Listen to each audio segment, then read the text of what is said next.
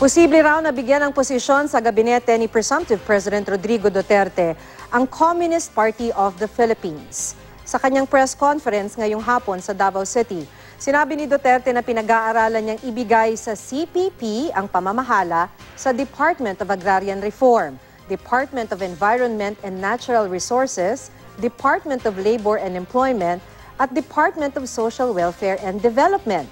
Inalok naman daw niya sa kanyang running mate na si Senador Alan Peter Cayetano ang Department of Foreign Affairs o Department of Justice.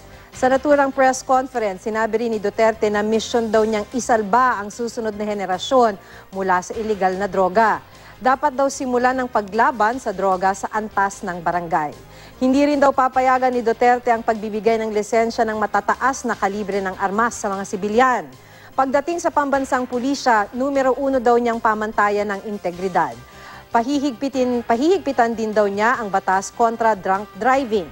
Plano rin gawing 60 kilometers per hour ang speed limit sa EDSA. Ipagbabawal din ang pag-inom ng alak sa mga pampublikong lugar. Inilahad din ni Duterte na ang balak niyang itayong Department for Overseas Workers ay maging one-stop shop sa application ng mga OFW. May babala rin si Duterte sa mga illegal recruiter, ipaaresto raw niya ang mga ito. Para naman sa mga estudyante sa mga pampublikong paaralan, ipagbabawal daw ang anumang klase ng koleksyon.